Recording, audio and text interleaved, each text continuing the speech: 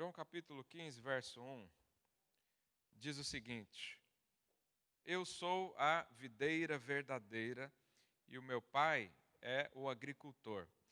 Todo ramo que, estando em mim, não der fruto, ele o corta. Todo que dá fruto, limpa, para que produza mais fruto ainda. Vós já estáis limpos pela palavra que vos tenho falado. Permanecei em mim e eu permanecerei em vós. Como não pode o ramo produzir fruto de si mesmo, se não permanecer na videira? Assim, nem vós o podeis dar, se não permanecerdes em mim. Verso 5. Eu sou a videira, vós os ramos. Quem permanece em mim e eu nele, esse dá muito fruto, porque sem mim nada podeis fazer. Verso 6. Se alguém não permanecer em mim, será lançado fora, à semelhança do ramo, e secará. E o apanham, lançam no fogo e o queimam. Se permanecerdes em mim, e as minhas palavras permanecerem em vós, pedireis o que quiserdes e vos será feito. Verso 8. Nisso é glorificado meu Pai, em que deis muito fruto, e assim vos tornareis meus discípulos. Quantos aqui querem ser discípulos do Senhor? Sabe, há uma chave para nós entendermos o que é ser um discípulo do Senhor. Isso fala de um estilo de vida, de algo que nós decidimos viver para o Senhor. Você sabe, antes de conhecer Deus, você andava por aí solto nesse mundo, sem rumo, sem propósito, sem necessariamente a alegria da vida, só às vezes gozando de prazeres momentâneos, passageiros, que são vazios de si mesmo. Mas um dia você encontrou o Senhor, ou foi encontrado por Ele. O Senhor te encontrou, né? Jesus disse, não foi você que me escolheu, eu te escolhi. E nós precisamos então saber o que nós fazemos da nossa vida. Se nós somos considerados discípulos, significa que nós seguimos alguém. Se nós somos chamados de cristãos, significa que a gente segue alguém, é Cristo. E você sabe, um dos piores sentimentos dessa vida é o sentimento de perda de tempo. Eu não sei você, mas eu fico tão contrariado quando eu perco tempo. Quando você fica na fila, 1 hora e chega lá e não dá em nada, e você fala, perdi 1 hora da minha vida. Ou quando você desenvolve um trabalho e lá no final ele não dá certo. As irmãs vão fazer um bolo, Lidiane? Faz um bolo, faz o processo todo. Chega lá no final, o bolo seca, diminui. Perda de tempo, perda de recursos. E você sabe, um dia, eu e você, vamos prestar conta diante de Deus da nossa vida. Então, esses 80, 90 ou 100 anos aqui nesse mundo, um dia vão ser declarados diante de Deus. E o que nós vamos falar naquele dia?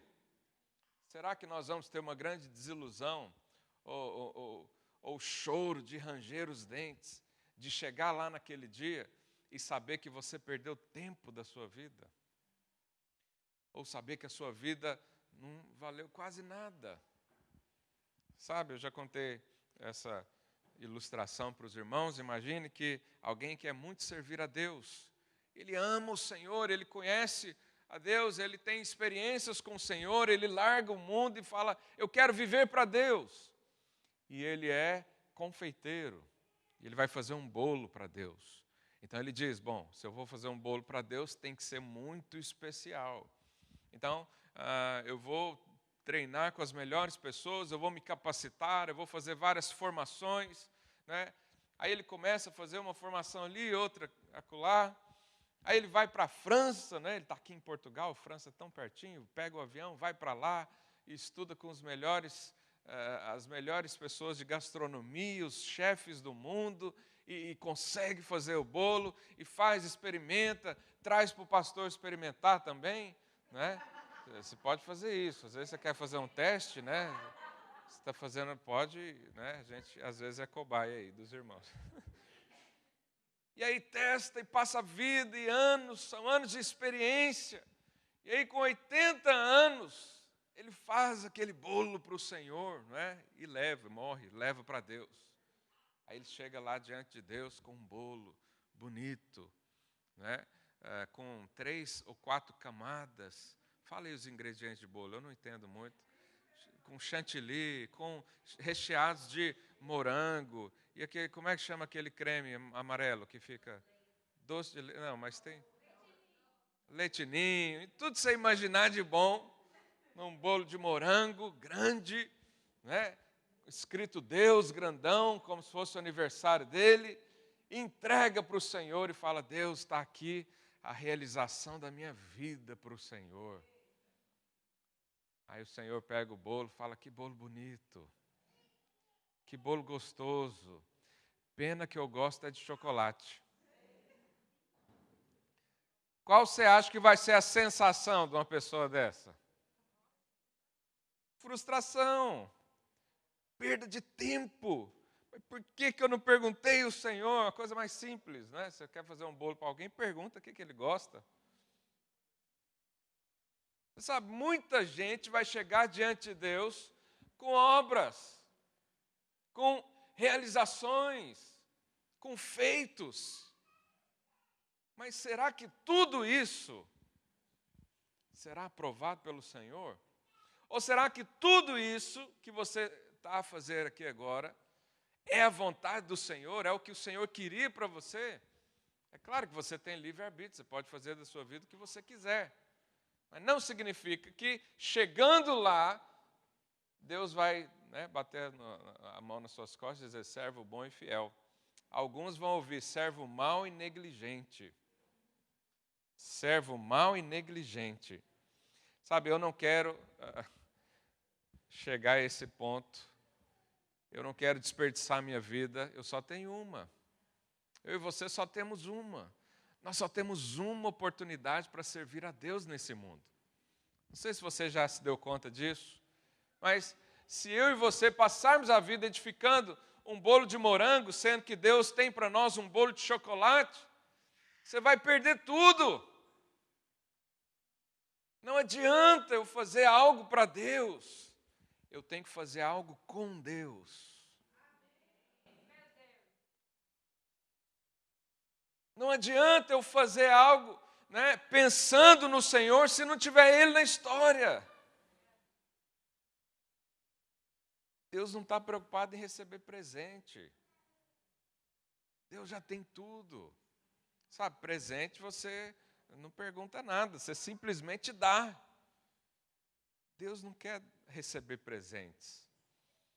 Ele quer que eu e você vivamos o propósito dele para nós. Ele quer que eu e você, né, ande nesse mundo segundo a história que ele tem para nós. Para mim e para você. O salmista diz que ele escreveu todos os nossos dias. Todos. Mas nós podemos andar sem rumo, nós podemos andar criando nossos próprios caminhos. Nós podemos decidir sobre tudo na nossa vida. O Senhor nos permite. Mas não significa que nós estamos no caminho de Deus para nós. Sabe, então eu nesses dias tenho um encargo enorme por abrir os seus olhos nesse sentido. Há uma vida de propósito para você. Deus tem uma história para você construir. Sabe, eu quando cresci ouvindo homens de Deus, e eu sempre ouvia que Deus tem uma história para mim. E a um certo ponto da minha vida eu olhei para trás e falei: eu não estou construindo nada. Essas palavras, essas profecias, essas coisas que falaram, o que eu leio na Bíblia, na minha vida não está acontecendo. Então, hoje, quando você olha para trás, você vê história ou você vê perda de tempo? Sabe, eu não quero aqui hoje condenar ninguém e nem avaliar suas obras. Eu quero hoje falar da palavra de Deus. E você mesmo avalia a si mesmo. Você mesmo avalia suas obras. Porque um dia eu e você vamos apresentá-las diante de Deus. E nós então não podemos viver uma vida sem propósito. Uma vida sem propósito é uma vida jogada fora. É uma vida que para Deus não vai valer nada. É claro que você é muito importante. Jesus morreu no seu lugar, você tem um valor, o seu valor, né, é o sangue de Cristo. Mas no que diz respeito ao seu trabalho, sim, você pode ser inútil para o Senhor. Você pode ser inútil para o reino de Deus. Você pode ser um servo encaixado no lugar errado. Você pode ser um filho, né, que decide trilhar os seus próprios caminhos. E como é que eu percebo, então, se há propósito na minha vida? Então, aqui em João 15, né, nós lemos isso, eu vou comentar alguns versículos aqui com os irmãos, mas existem alguns sinais que eu e você podemos avaliar na nossa própria vida, né? Nós não estamos aqui para julgar ninguém e para falar da vida de ninguém, cada um sabe da sua. Mas há alguns sinais. Primeiro deles, lá no versículo 2 de João 15, Jesus diz: todo ramo que, estando em mim, não der fruto, ele o corta. Então, o primeiro sinal de alguém que vive sem propósito é que ele não dá fruto, ele é seco. Eu, esse ano, mudei para uma vivenda e lá tem árvores, tem plantas, e eu virei agricultor, né? Eu agora entendo algumas coisas. Mas, quando você vê um ramo que não dá fruto, normalmente ele está seco. E é interessante, eu plantei lá um pé de tomate, e ele tinha 3 ramos, um deles secou e 2 continuaram a crescer. Eu não sei porquê, né? Não entendo muito disso, mas os 3 estavam ligados na mesma raiz, mas um secou. Então, esse que não dá fruto é o que está seco. Mas olha que interessante, aqui não está falando de perda de salvação. Alguns leem isso aqui com um entendimento equivocado, que diz que se você não der fruto para o Senhor, Ele arranca e joga você lá no fogo do inferno. Não, não é isso que diz aqui. Nós temos sempre que avaliar o contexto todo, né? Hoje eu não tenho tempo para te explicar o contexto todo, mas ele diz: todo ramo que, estando em mim, não der fruto, ele, o agricultor, tira, corta. Esse tirar e cortar é o prazer e o desfrute de estar ligado a Cristo. Você conhece algum cristão que está seco? Seco. Você olha para ele está com medo. Você olha para ele está cheio de problemas. Ele está desesperado, ele está ansioso, ele está nervoso com as situações. Ele é uma pessoa seca. Você torce ali, não sai um pingo de vida.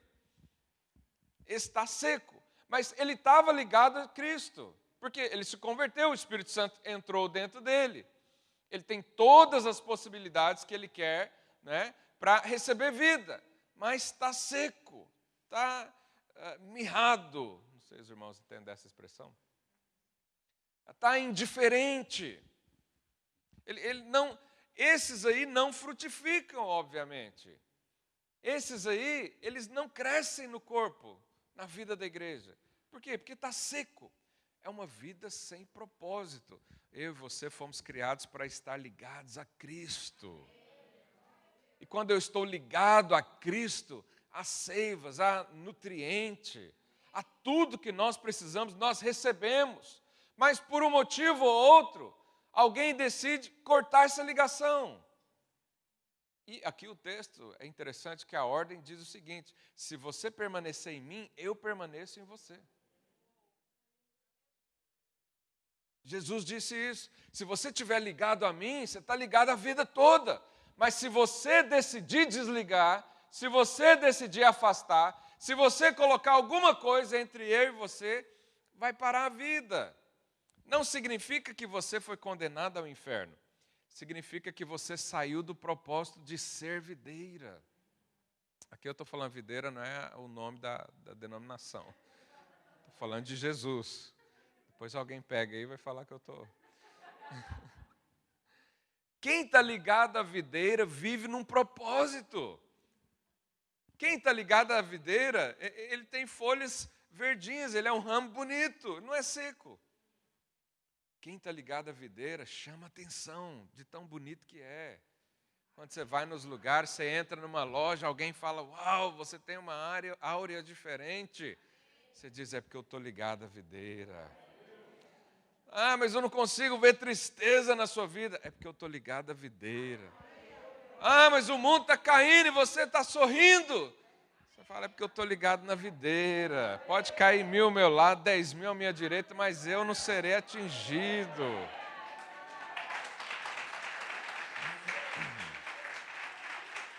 Isso é uma vida com propósito. Você tem propósito. Qual é o seu propósito? O mesmo de Cristo. Por quê? Porque você está ligado nele. Você foi amalgamado, né? Como Mateus disse aqui. Você foi juntado a ele. Houve ali um processo, uma fusão, né? No novo nascimento, você nasceu com todo o ADN de Cristo. Mas viver sem propósito é estar desligado, é uma vida vazia.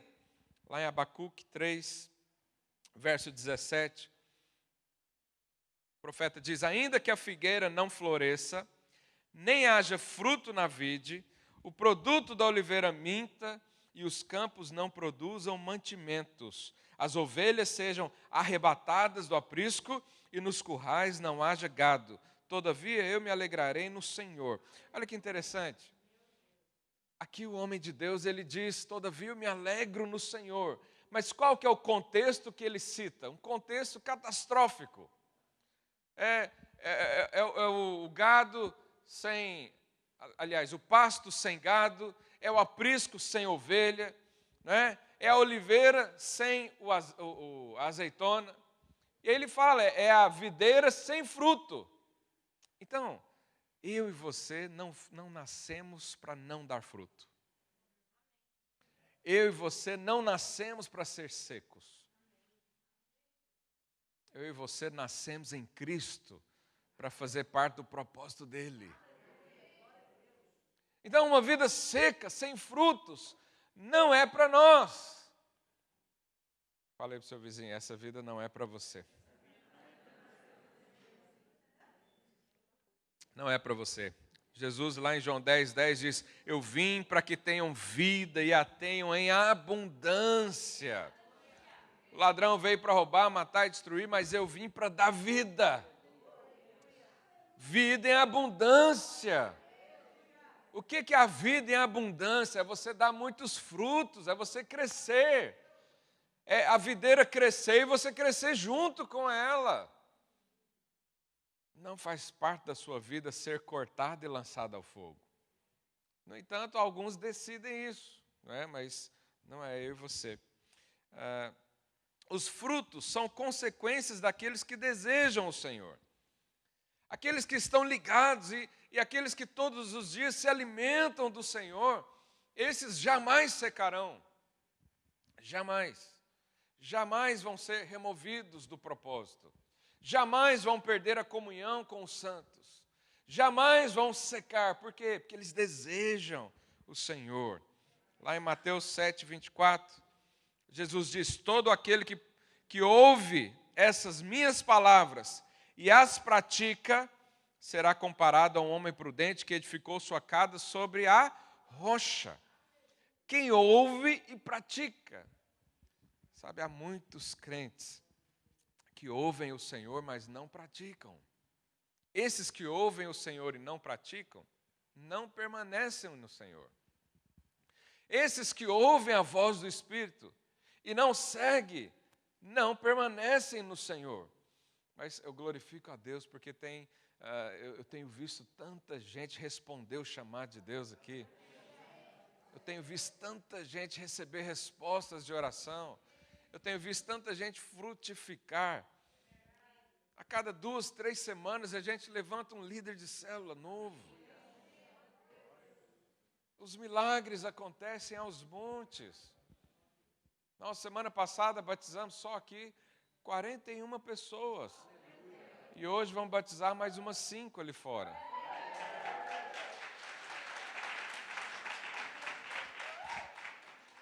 Agora, isso não é mérito nosso. Isso é mérito do Senhor. Quem está ligado ao Senhor dá fruto. O fruto não é por causa do ramo, é por causa da raiz. É por causa da árvore. Então, se você está conectado, a consequência natural, espontânea, sem força, é dar fruto. Você já chegou perto de uma árvore e ela estava gemendo, tremendo, esforçando, limpando o suor para dar um fruto? Por quê? Porque é normal dar fruto. Então, para você também é normal dar fruto. Aleluia. Segundo sinal de quem está sem propósito é que não permanece no Senhor. Verso 4 de João 15 diz: permanecei em mim e eu permanecerei em vós. Como não pode um ramo produzir fruto de si mesmo, se não permanecer na videira, assim nem vós os podeis dar, se não permanecerdes em mim. Fala aí para o seu vizinho, permanece no Senhor. Lá em Colossenses 1,13, diz assim: Ele nos libertou do império das trevas e nos transportou para o reino do Filho do seu amor. Olha só, Deus enviou Jesus para nos tirar do império das trevas. O que é o império das trevas? Não é o mundo onde você vive, porque você não saiu do mundo. Ou alguém saiu aqui? Tem alguma alma penada entre nós? Você foi tirado. Não significa o mundo necessariamente, mas significa os ensinamentos, os princípios, a forma de viver, como as pessoas pensam, como elas reagem às circunstâncias. Isso tudo nós chamamos de um sistema mundano, maligno. E a Bíblia diz que o Senhor Jesus nos tirou de lá. Só que tem muita gente que foi tirada e quer voltar. Tem muito crente que foi tirado do império das trevas e colocado no reino, mas ele não quer aprender como vive no reino. Você lembra da história lá dos hebreus, quando saíram do Egito? Né? Eles passaram pelo Mar Vermelho, chegaram a um lugar onde as águas eram amargas, né? O Senhor então jogou ali um madeiro que representa a cruz, as águas ficaram doces, né? Depois eles foram para um lugar onde não tinham águas, e aí a rocha estava lá, e a rocha foi ferida, né? Representando ali Cristo também, e saiu águas, e as pessoas, e depois eles recebiam o maná e tudo assim. Lembra dessa história? Dos hebreus. Mas eles reclamavam ainda. E sabe qual era algumas das reclamações? Lá no Egito a gente tinha tudo. Lá no Egito tinha água encanada, tinha gás na botija. Lá no Egito a gente não passava fome assim não. Mas espera aí, esses irmãos estavam sendo cuidados por Deus o tempo todo. Mas alguns deles diziam: quando eu era ímpio eu não vivia assim. Depois que eu converti, olha aí o que aconteceu na minha vida. Sabe, irmãos, antes de eu e você nos convertermos, a nossa vida era em trevas. Uma vez, uma mulher nos procurou e disse: olha, depois que eu converti, minha vida virou um inferno. Eu falei: é mesmo? O que aconteceu? Descobri que meu marido tinha um amante há mais de 10 anos. O meu filho estava namorando com a menina e engravidou. E lá no meu trabalho estavam passando a perna em mim. E aí ela se converteu. O que acontece quando eu e você nos convertemos? A luz de Deus vem. Quando a luz vem, o que é trevas aparece. O marido começou a trair depois que ela se converteu? Não. O menino dela engravidou depois que se converteu? Não. Lá no trabalho, os problemas chegaram depois que ela se converteu? Não. Simplesmente a luz acendeu. E as coisas vieram à tona. Mas é óbvio que o Senhor quer trabalhar nessa família. É óbvio que o Senhor vai conduzir a coisas excelentes, maiores. Mas ainda há alguns que dizem, ou que pensam: lá no mundo era melhor. Esses aí talvez não experimentou a sublimidade de Cristo.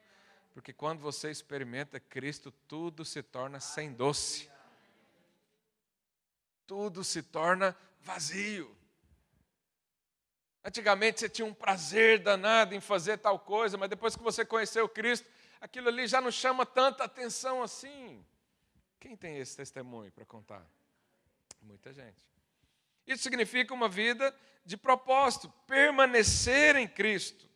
Né? Se nós separarmos dele, nós seremos cortados desse desfrute, desse prazer que é estar ligado à videira. Sabe, a Bíblia diz para não entristecermos o Espírito.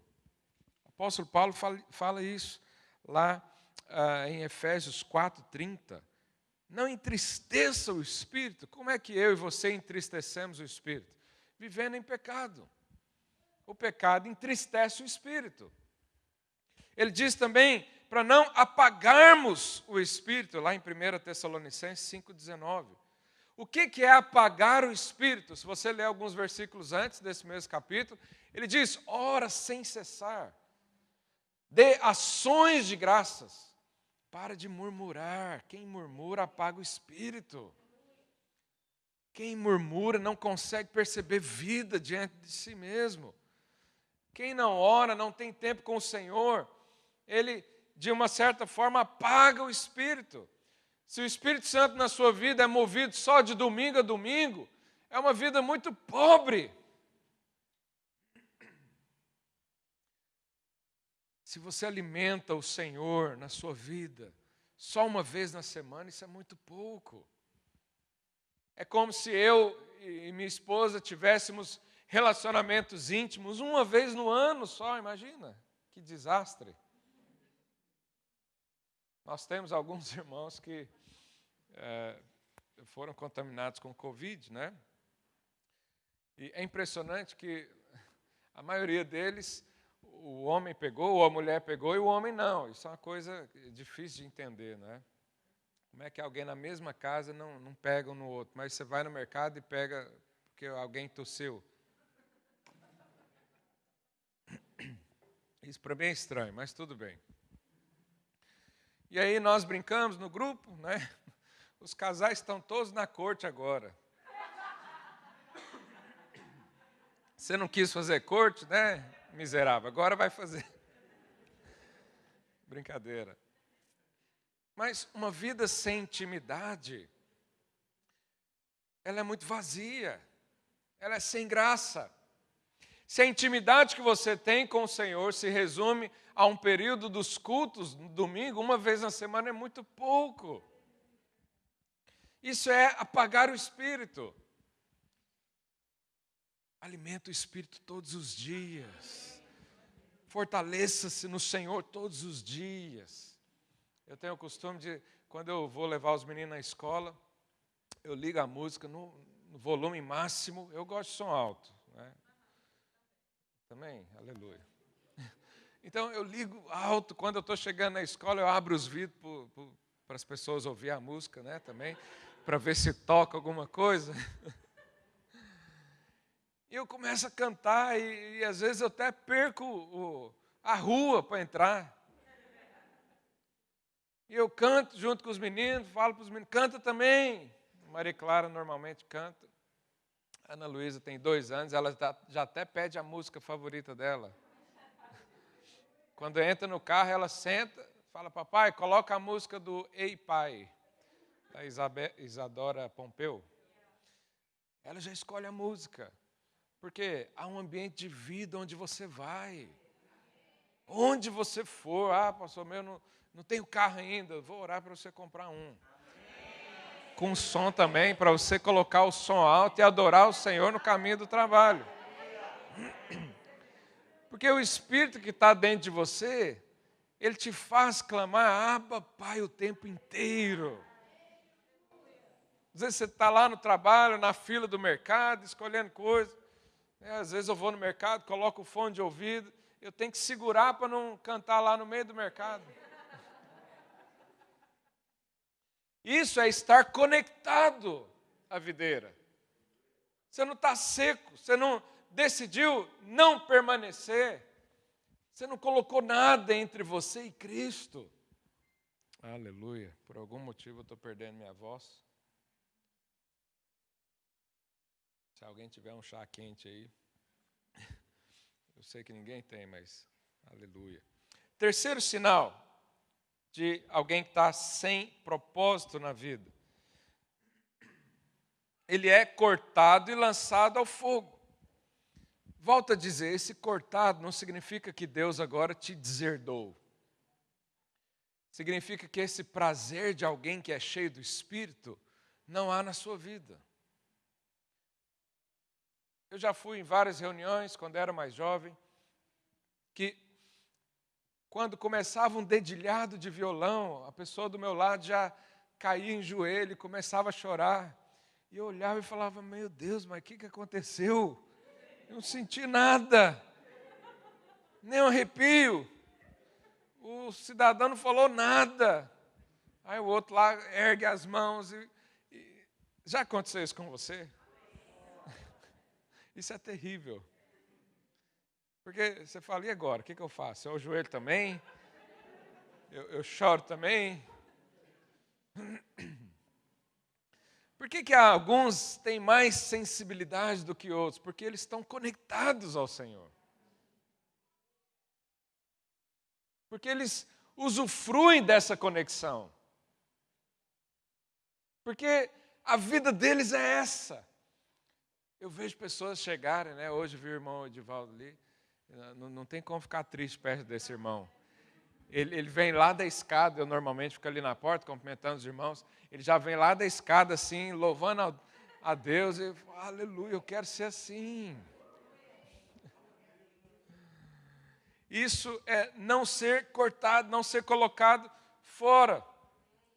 Lá em Mateus 7, 21, esse texto dá até um frio na espinha quando eu leio. Olha o que Jesus diz. Nem todo que me diz, Senhor, Senhor, entrará no reino dos céus. Aqui não estou falando de salvação, estou falando de reino, de desfrute, de vida com o Senhor. Mas aquele que faz a vontade do meu Pai que estás nos céus. Muitos naquele dia hão de dizer-me, Senhor, Senhor, porventura, não temos nós profetizados em teu nome? E em teu nome não expelimos demônios? E em teu nome não fizemos muitos milagres?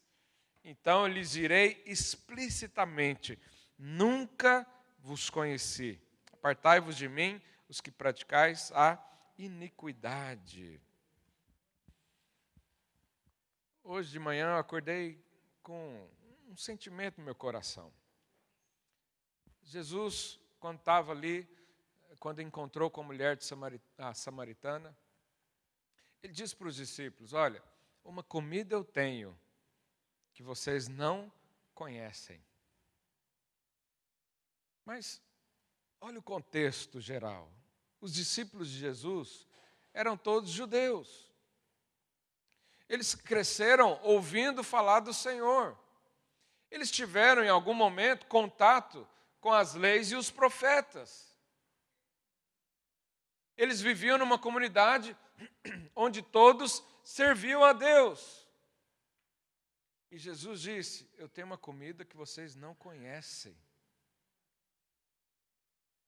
Se eu tivesse naquela hora, eu ia pensar, será que é a entremeada de Portugal? Porque lá no Brasil não tem entremeada, o corte é diferente. Aí a gente chega aqui como entremeada. Fala, uau, por que não fizeram isso lá ainda? Eu vou para lá, vou levar isso lá. Uma comida eu tenho. Algo prazeroso eu tenho, que vocês não conhecem. Mas todo mundo servia a Deus. Jesus falou, fazer a vontade do Pai. Não é só porque a igreja está lotada de gente que todo mundo ali faz a vontade do Pai. Mas Jesus fala, existe uma comida. Quantos gostam de comer aqui? Você que não ergueu a mão, você está mentindo.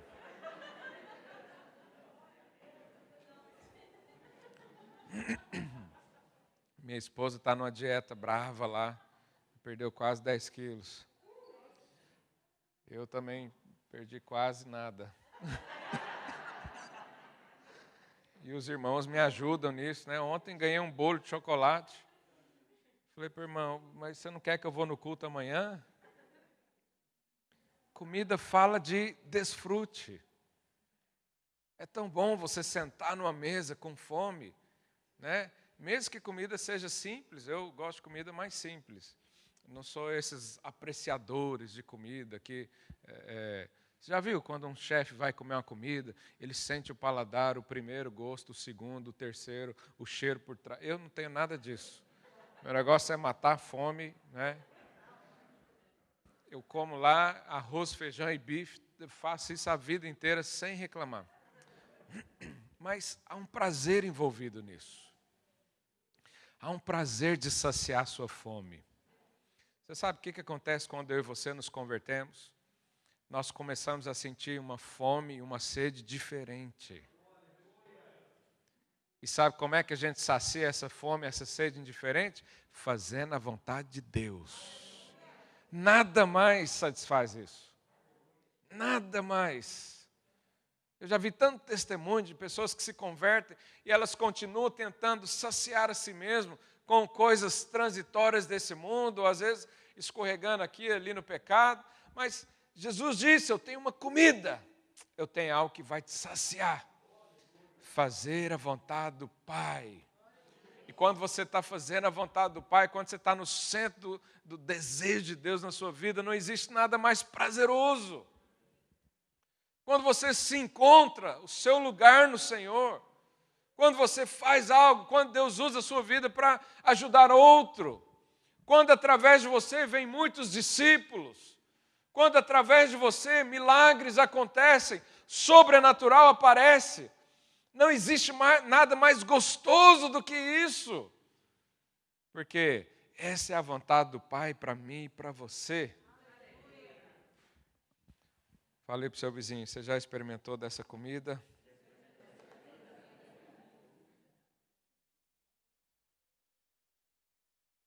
Se não, está precisando.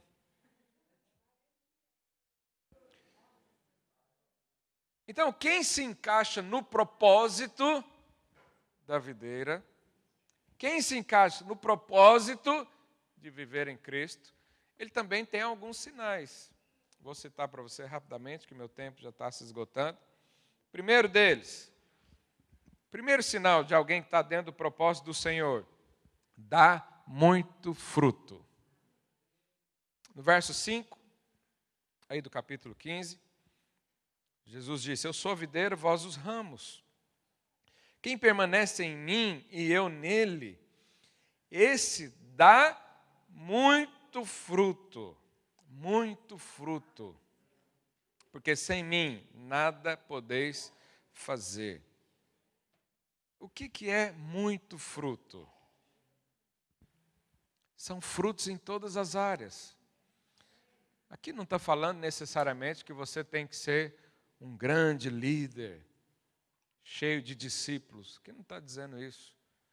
Está dizendo que você dá muito fruto. Muito fruto talvez significa ganhar a sua família para o Senhor. Em alguns contextos, isso é muito fruto. Muito fruto, talvez, é ganhar uma vida no ano. Num país onde é proibido falar do Evangelho. Uma vida é muito fruto. Sabe, não precisamos mensurar isso. Mas uma coisa é certa. Quem está ligado a Cristo, frutifica. Frutifica. Pergunta aí, seu vizinho, você tem frutificado? Não é num tom condenatório, é só para chacoalhar suas ideias. Jesus, certa vez, falou para os discípulos, olha, vocês dizem que falta 3 meses até a colheita. Mas eu vos digo que os campos já estão brancos, já branquejam. Os campos estão brancos. As pessoas estão morrendo sem Cristo. Não há tempo para esperar. Ah, não, eu vou esperar um chamado. Pastor, não recebi ainda um chamado. Como é que você vai receber esse chamado? Não, tem que vir um anjo descer do céu com um papel na mão escrito, eis que vos digo, seja um líder de célula. Não, você não precisa disso. Você não precisa disso para frutificar. Você não precisa necessariamente também ser um líder de célula para frutificar. Porque você é um ministro do Senhor. Você não precisa de um título, de um cargo, de uma posição. Você só precisa de um entendimento. eu estou ligado a Cristo. Através de mim, muitos frutos virão. Através da minha vida, muitas pessoas conhecerão o Senhor. Através de mim, lares serão impactados. Sabe, essa é a palavra do Senhor para nós. Segunda coisa, segundo sinal de quem tem propósito, ele se torna discípulo de Cristo. No verso 7 diz, se permanecerdes em mim, as minhas palavras permanecerem em vós, pedireis o que quiserdes e vos será feito. Quem aqui quer orar o que quiser e ser atendido? Jesus colocou uma condição para isso. Ele diz, se a minha palavra permanecer no seu coração, pode pedir o que quiser. Às vezes nós dividimos o nosso coração. Esse é tema de outra pregação, né? Às vezes colocamos outras coisas dessa vida, de coisas supérfluas, de coisas superficiais, dividimos o nosso coração com o Senhor, colocamos outras prioridades na frente do Senhor. Então, quem vive assim, não vai pedir o que quiser e ser atendido. Mas quem está o coração cheio da palavra de Deus, e o foco dessa vida é o Senhor, pede o que quiser e será feito. Jesus disse isso. No verso 8, nisso é glorificado meu Pai, que deis muito fruto, e assim vos tornareis meus discípulos. O apóstolo Paulo diz, me segue como eu sigo Cristo. Me imite como eu imito Cristo. Sabe, fazer discípulos não é fazer discípulos de homens, mas é fazer discípulos do Cristo que há em você. Pastor, mas eu converti só agora. Eu conheço muito pouco sobre Cristo. Pois é, no Cristo, que às vezes é pouquinho na sua vida, você vai fazer discípulos. À medida da luz que você tem, à medida da revelação que você tem. Mas eu e você nascemos para isso. Não há outro propósito melhor nessa vida do que fazer discípulos para o Senhor. E como é que nós fazemos discípulos? Falando, pregando o Evangelho, ensinando, contando experiências. Sabe, eu sempre falo para os irmãos, usa a sua rede social para falar de Jesus. A boca fala do que o coração está cheio, não é? Mas hoje em dia nós podemos mudar e dizer que os dedos escrevem o que o coração está cheio. Porque hoje a gente não fala mais com a boca, tudo é pela internet, tudo é pelo WhatsApp, tudo é pelo Instagram ou Facebook. Né? O seu Facebook está lá o que está no seu coração. Se o seu coração está cheio de si mesmo, quando alguém entrar no seu perfil, vai mostrar quem? Você mesmo. Mas se o seu coração está cheio de Cristo, se alguém entrar no seu perfil, ele vai ver quem? Cristo. Mas é uma coisa natural. Não quero aqui definir o que você faz ou deixa de fazer na internet, cada um faz o que quiser. Mas a boca fala do que está cheio o coração. O meu coração está cheio de Cristo, então eu falo dele o tempo todo. Então nos tornamos discípulos, discípulos do Senhor. Quem dá fruto também, de vez em quando, é podado. O que é a poda? O que é a poda? É quando Deus tira alguma coisa para você crescer mais. E esse tirar não é tribulação, é agir do Senhor. Então, às vezes, fecha uma porta de emprego para você, não é tribulação, é o Senhor querendo te dar um outro. Às vezes, alguns relacionamentos na sua vida deixam de existir instantaneamente, sem motivo. Não é tribulação necessariamente, é uma poda do Senhor. Às vezes, alguma coisa está roubando a sua atenção, o Senhor tira para que você cresça e tenha mais frutos ainda. Eu falei para o seu vizinho, a poda faz parte da sua vida. E por último, quem tem frutos, quem é discípulo, tem obra para mostrar. Olha o que Tiago diz lá na sua epístola, capítulo 2, verso 14. Meus irmãos, qual é o proveito se alguém disser que tem fé, mas não tiver obras? Os irmãos do louvor podem subir já. Por acaso semelhante fé, pode acaso semelhante fé salvá-lo? no verso 17. Pula aí para o verso 17. Assim também a fé, quando ele diz aqui a fé, do que ele está falando? Da vida cristã. A vida cristã, se não tiver obras, por si só está o quê? Morta. Mas alguém dirá, tu tens fé e eu tenho obras. Mostra-me essa tua fé sem obras, que eu com as obras te mostrarei a minha fé. Sabe, irmãos, quem frutifica, quem está ligado à videira, ele tem obras para mostrar. Mas ele não mostra a obra para ter vanglória. Ele não mostra a obra no espírito de competição, para dizer que é melhor do que o outro. Não, ele mostra a obra para mostrar a sua fé.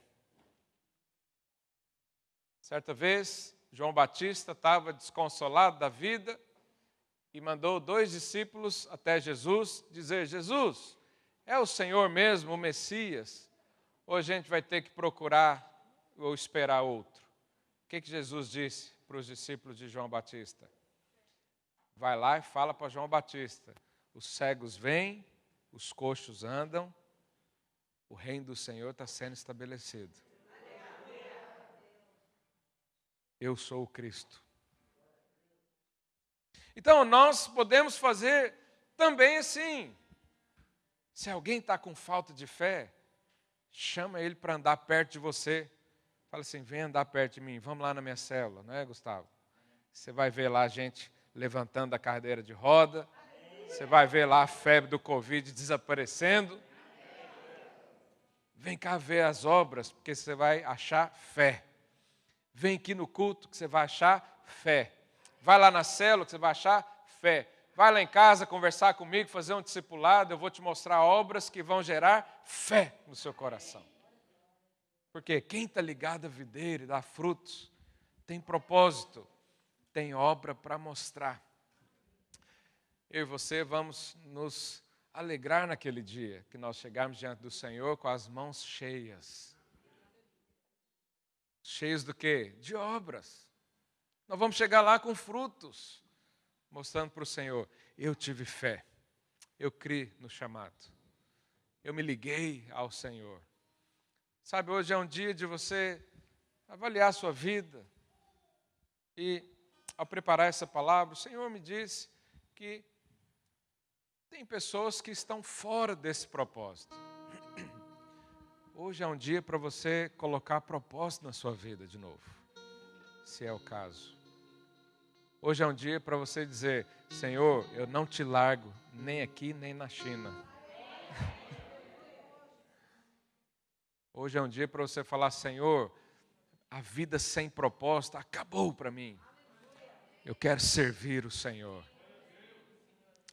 Sabe, o Senhor está voltando. Os dias são abreviados. É capaz da nossa geração ver a volta de Cristo. Eu creio nisso. Eu creio que em poucos anos o Senhor virá. Mas quem vai subir com Ele? Aqueles que estão ligados a Ele. Quem vai desfrutar do reino de Deus naquele dia? É quem já desfruta hoje. A eternidade na sua vida já começou. Ela já começou. Você pode viver os melhores dias da sua vida hoje. Hoje. Você pode estar totalmente abraçado pelo propósito de Deus na sua vida. Hoje você pode se alimentar daquela comida que Jesus disse: eu tenho algo que vocês não conhecem. Mas você pode erguer suas mãos e dizer: eu agora conheço. Eu quero seguir a vontade do Senhor para a minha vida.